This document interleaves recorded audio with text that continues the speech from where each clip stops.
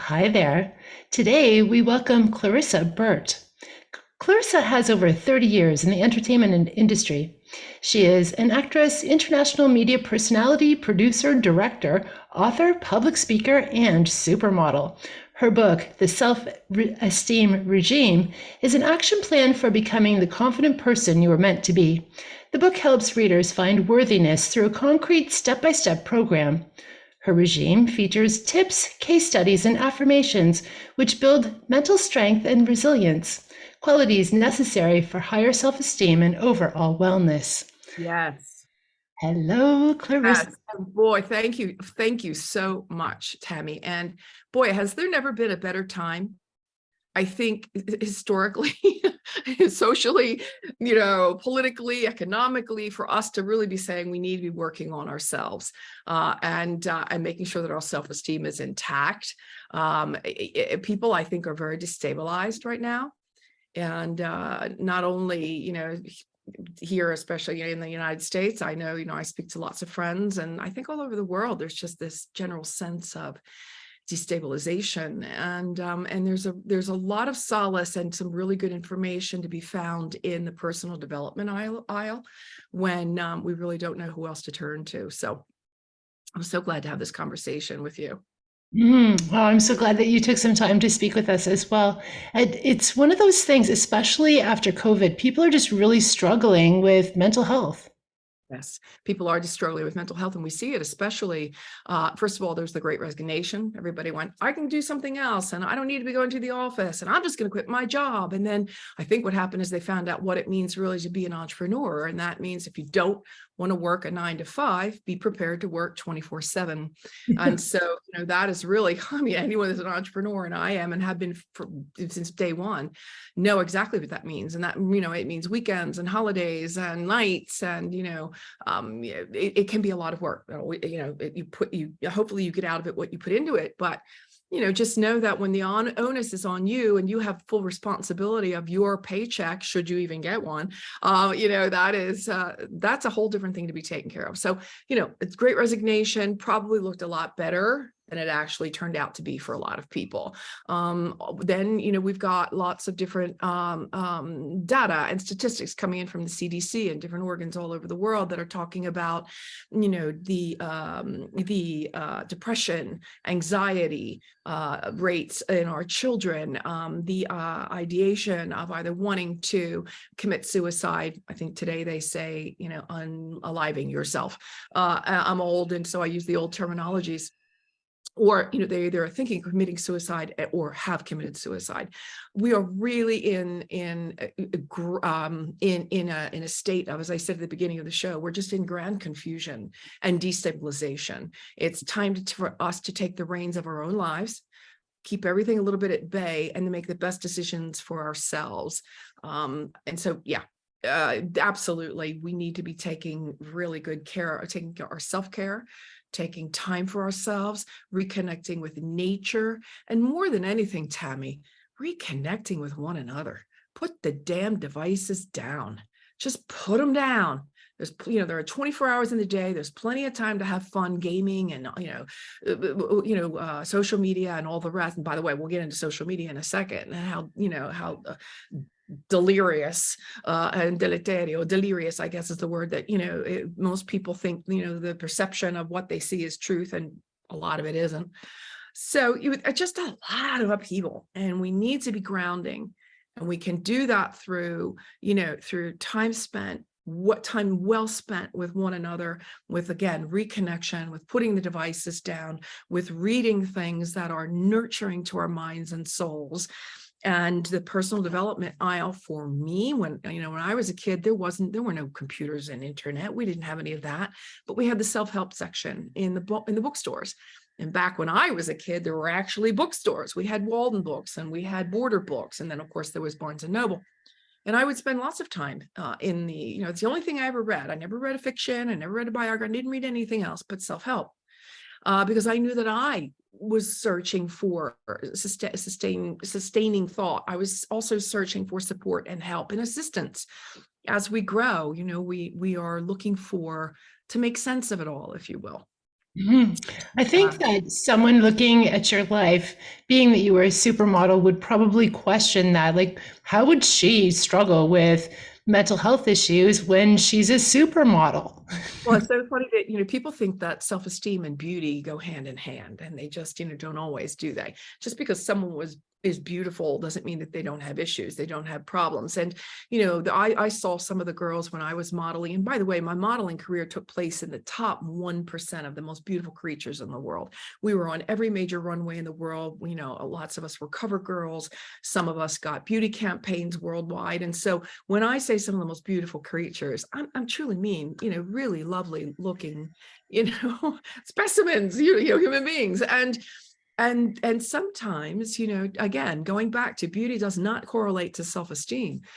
They were in the most toxic relationships. They were having difficulties with substances or alcohol, with themselves, with bulimia, with anorexia. So just because you happen to be a pleasant looking person, it doesn't mean you don't have unpleasant thoughts.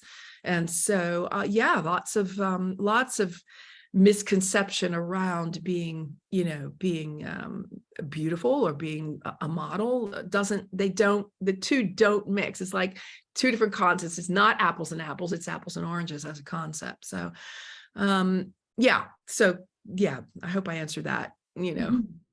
well. Yeah, absolutely. So, why is self-esteem so important, and what do we have to do to acquire it? Well, it's our perception of self. It's everything we are. It's all of our relationships. It's how we relate to not only, everyone else in our lives. So husbands, wives, kids, parents, work place environment. How are we in those environments? How are we relating? How are we getting along? But most importantly, how we are relating to ourselves. And a lot of us are quite unhappy with ourselves. If you really take a deeper dive, there's always something about ourselves that we don't like and we've got issue with. And it could be body dysmorphia, or it could be a million different things. We could be here all day on that. But, what is it about ourselves that we are not accepting? Why do we have to constantly be chopping ourselves up because we're unhappy with the way our lives are? I'm here to tell you that by reading self-help books and personal development books, you are going to be led down a path where you will understand more about yourself, more about your thoughts, more about where all of it came from, because I go back to the familial tribe. I go back to what we were taught before we were 5 or 6 and how much of that we bring into our daily life today. Well, a lot of what we were taught then didn't really serve us then and really isn't serving us now. Thanks, Mom and Dad. I love you. I'll be home for Christmas. We'll be home for Thanksgiving dinner. Call me every day. But some of the things that we were taught were not necessarily what we need in our daily lives. And we could say that about all of our formative processes. We could say it about our the educative process, the university and colleges, what we learned there, and potentially and eventually even with some of the things we were taught in faith and in good faith.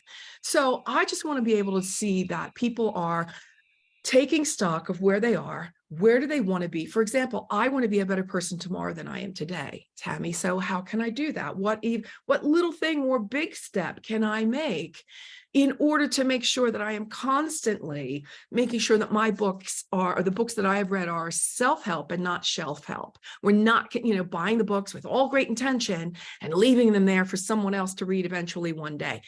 Do the work. Do the work. My book is broken down into 12 different chapters, and each chapter begins with a re word. I chose the word regime because regime is an organized way of doing things. And the regime starts with release. What's not serving you? Like I said before, what are you holding on to? It's not serving you. What were you taught that is absolutely not helping you in any way? And where did you get stuck in those beliefs? Where were you stuck in those beliefs? Chapter number 2 is rebuild. Okay, great. Ground zero. And believe me when I tell you, about 80% of the work you will do is to release what's not serving. Once you could really do that and go, you know what? I was told X, Y, and Z, or I was taught whatever. And boy, was that just a bunch of baloney. Because that is not who I am today. Fantastic. Now you can rebuild on top of that new foundation that is nice and fresh and pristine. Start building upon that. Chapter 3 is responsibility. Where are we taking responsibility and where aren't we taking responsibility for our lives? It's all on us. It's nobody else. Stop blaming everybody else. It's called self-help for a reason, right? We can't wait for validation from everyone else because they're never going to tell you it's not on them. First of all, it's not their job to be making you feel good about yourself. It's great when they do and you get lovely affirmations or you get a nice compliment.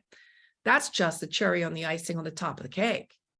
But it's on you to be able to take a look. And we do the mirror therapy, which, by the way, as you may know, wasn't my creation.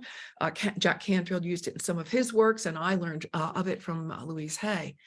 When you actually get in front of that mirror and you start talking, not at the mirror, but into the mirror. You're not talking at yourself, but you're talking into your soul. It's it's amazing what will happen when you start telling yourself the things you've been waiting for everybody else to tell you. Well, that was silly. That was a wasted time. Tell yourself how much you like yourself, how proud you are, how much you love yourself, how you forgive yourself, and start really having that great relationship with your heart, with your soul. Those are some of the greatest ways to start building upon your own self-esteem. Boundaries. When we talk about boundaries, you hear about them, you go, well, boundaries, doesn't mean you have to get upset or angry or, raise your voice for a boundary. A good, happy, healthy boundary is set when you know that you can go to someone and say, hey, listen, can we have a chat just real quick? What you just did or what you just said kind of hurt my feelings a little bit. May I explain why? Maybe you don't have to explain it, or maybe you'd like to embellish upon it. And when a lot of people, Tammy, don't realize that what they're doing and saying has, triggered you, is the word today, or has hurt your feelings.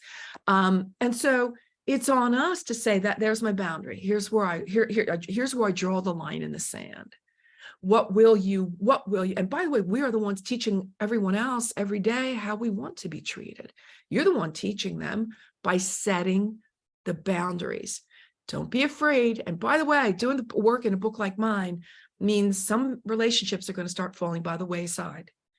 When you start changing the paradigm, you start shifting into what's better for you, into a happy, healthier self-esteemed you, it's going to feel different for everyone else.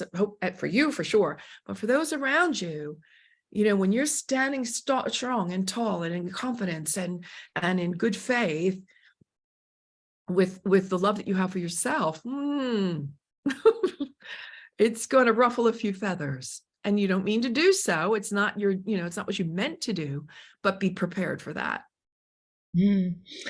I think you brought up a good point earlier when you said social media, because so many, especially of the younger set, are really attached to how many likes they get, how many reposts of whatever they get, and how much positive affirmation they're receiving from the external. So this is really vital information. Really vital information also because last week or about 10 days ago, the Dove Self-Esteem Project came out with something that was I felt really amazing. And it's a new movement called hashtag no distortion, hashtag turn your back. And it was when a lot of the girls, especially the 13-year-old, 12, 13, 14-year-olds, were using on social media, they started to use a new filter called the glamour filter. Now, filters have been around for a very long time, but this filter, it actually makes you look better than you normally would, or more beautiful than you normally would. So it's the distortion of the reality of who you really are. And what we're trying to get across is who you really are. It's just freaking amazing. And it's okay to be you. Look, we love we love our girly girls, and we put on our makeup and we have fun with that. But do we really need to attain, all the time? We have to be over the top, beautiful and gorgeous, because that's how we feel that we are going to be accepted. Or is it so much better to say, hey, listen, filters are off, makeup is off. This is who I am. I love me this way. And I would really like for you to love me this way as well. The perception of what we're seeing on social media is, anybody can go out and rent a couple of Lamborghinis for the day and stand in front of an Airbnb villa and say it's theirs, or at least, leave the impression that it is.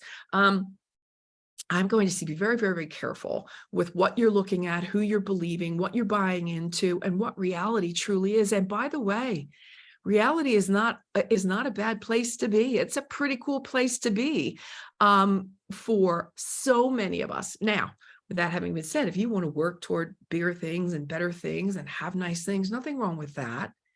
But do it in a way that is congruent with how you feel about how good you feel about yourself and what you're doing in order to attain financial success.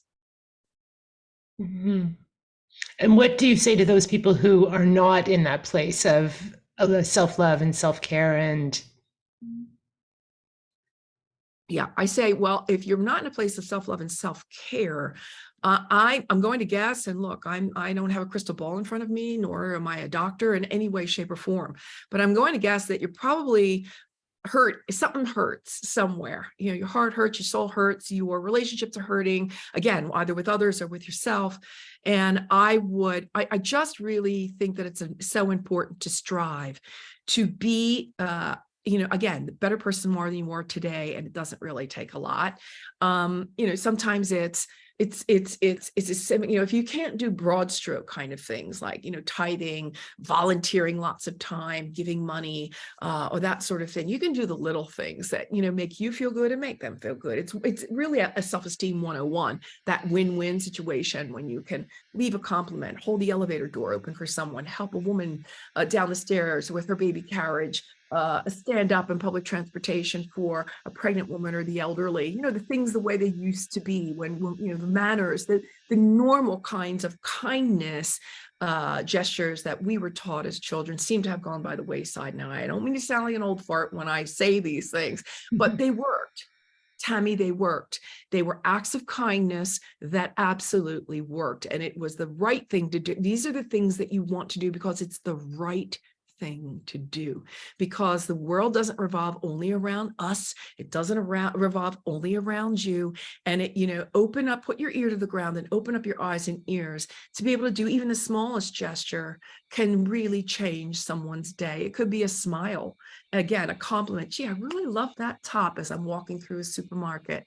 I do this all the time. Maybe because I'm just, I just do it because I really mean I love that top, and it makes someone else feel good. And give what you can whenever you can. These are the things that I think that, again, if you're not feeling really good about yourself, for different reasons, you can start with the littlest things and, grab a book like mine or many others. Again, back to the self-help days when there were bookstores and there was just this little teeny section, Tammy, you may remember it. It was the self-help section.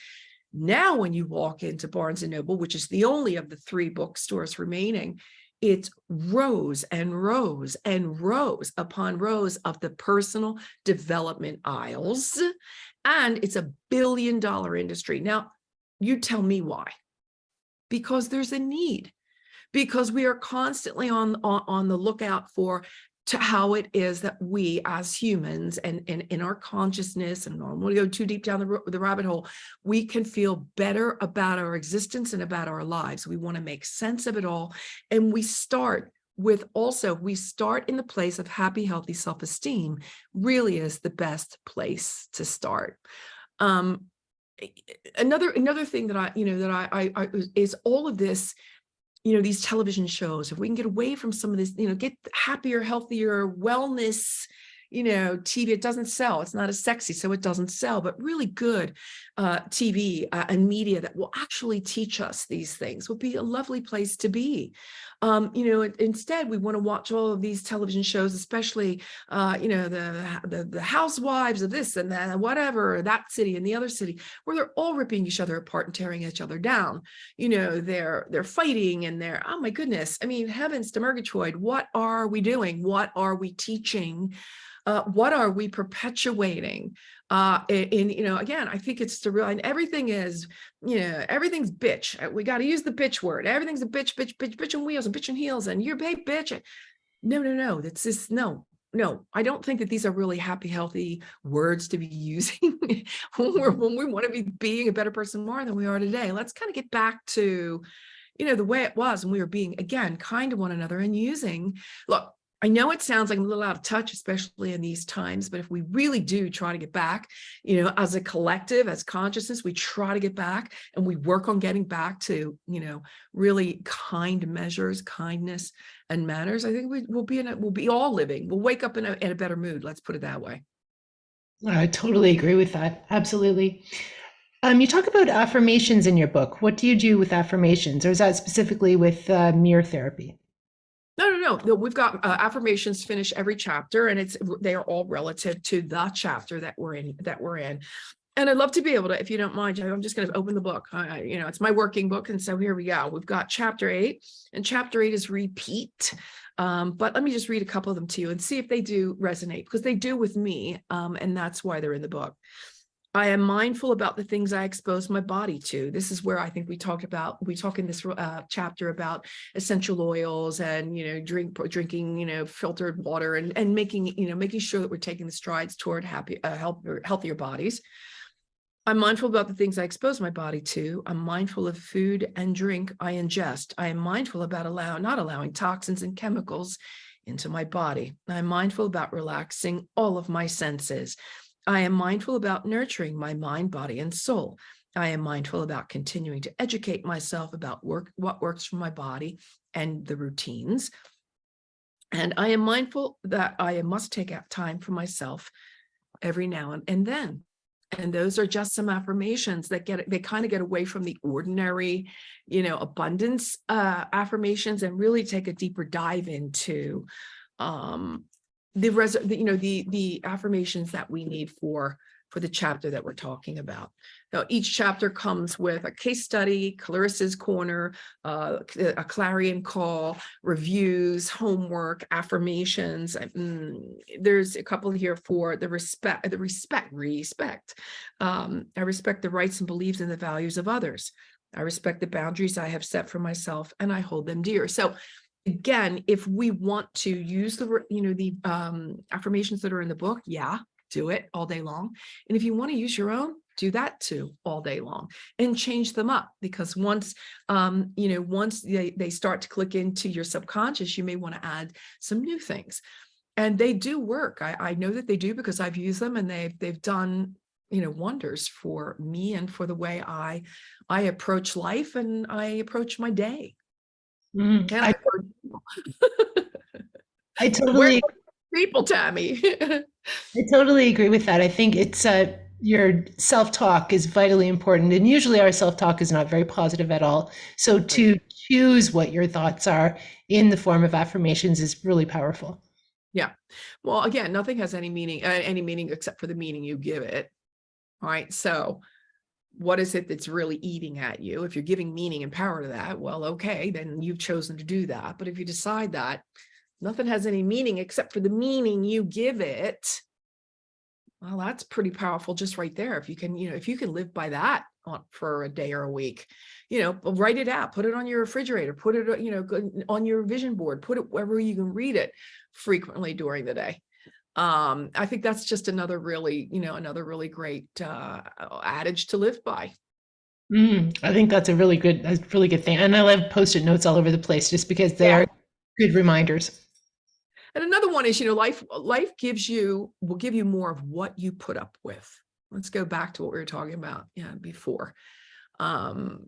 What is you're putting up with, and why would you put up with anything? You want to be living with ease and grace and glory. You want to be living in a happy, life. Life was supposed to be a happy place to be.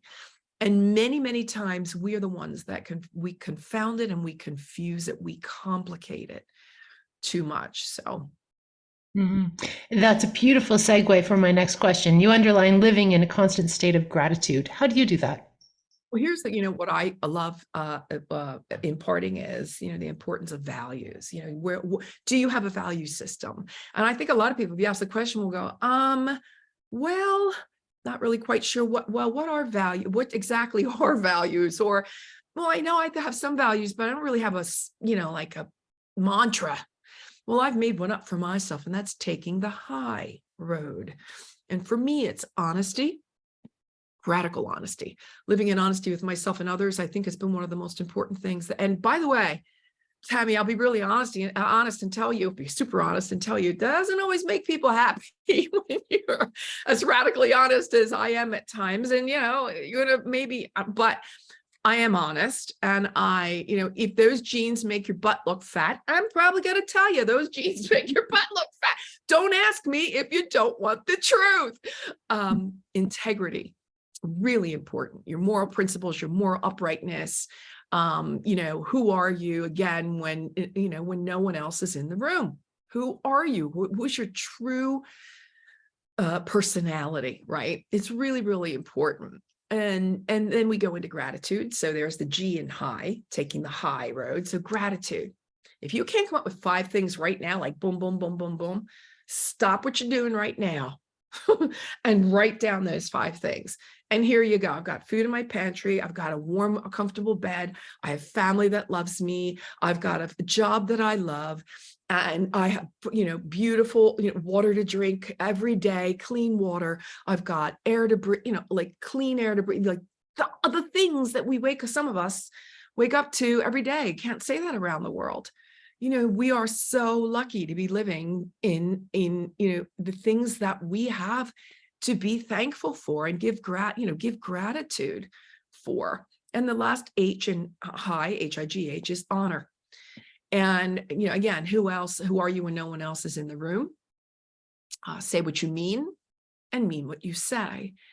And I think that honor is a word that is like, it's so important. And we just seem to think that it's okay to lie. It's okay to cheat. It's okay to steal, even if it's a little thing. I did a show called Survivor, and I'm sure you've seen or heard of Survivor. And it was Celebrity Survivor I did 12 years ago. I lived in Italy for 30 years and worked on television there. So they had us go and do Celebrity Survivor. And I went and I fought tooth and nail because I didn't want to go do this show, but I did it. And one of the exercises that they had us do was to get into a helicopter to go to a venue. And as we were in the helicopter port, 2 of the younger bikini babe, beautiful girls that were on the show asked the pilot, can you go in to that little kiosk over there? Because it's Nicaragua. I mean, we're in a helicopter port, get us something to eat. We're starving. So the guy goes in and comes back out with a brown paper bag and he hands it to the girls in the back. This is a complete breach of the rules. This is something you are not supposed to do, but we're starving. We're hungry. And long story short, at a certain point, I felt the tap on my shoulder and they were passing me, I don't know, a Snickers bar, whatever the heck it was. I had no idea. To which I said, oh, no, thanks. No, thanks. Well, I was hungry. I'm a sugaraholic, so I would have loved to have had, anything sweet, but I knew it was wrong. It was wrong on so many levels. It was dishonest because it was against the rules. And it wouldn't have been right for anyone else that was playing the game that were in the other helicopters that didn't have the, that opportunity or that chance to have a couple of morsels of something. It was unfair. And I'm really big on fair and unfair and being just and not unjust. It's just my thing. I just, I live by it. So I did a couple of fun things, if you will. They were afraid now that I was going to tattle on them. Of course I didn't. I never would. That's not how I roll. But it also separated us immediately, because remember what I said about when you do the right thing and you live in that, to me was a self-esteem moment. That was a moment that I was very proud of my integrity and my honesty and my honor, quite frankly. I didn't flaunt it. It was just, I was proud of myself for doing the right thing. So that's why this value system to me, now someone else's might be somebody completely different. But if you get up every day and you live by your honor system, whatever that might be, there are many other values, that you could be living by, whatever you decide to do, great. But it was just a really cool thing to do. Loyalty is another one, being loyal. I'll throw that up in there. Loyalty is when you have my back behind my back. Loyalty is when I have your back behind your back. And, too many people get caught up in water cooler gossip instead of doing the right thing and either turning your back on it or defending the person that's, that the pack has descended upon. So yeah, I could be here all day on this. I'm very passionate about it. It's a big deal, self-esteem. And it goes so much more. It's so much broader and deeper. We could talk to teens, seniors, men, women. We could talk to people that are sick, that are not well, that have been told, they've got different illnesses. Talk about a hit to your self-esteem. So it does go very broad, and it goes very deep, and it is something that we need to be really nurturing. And you can do that in the personal development aisle, but you can definitely do it with my book too. Mm-hmm. Well, thank you so much. Well, we have to ask before we let you go two things.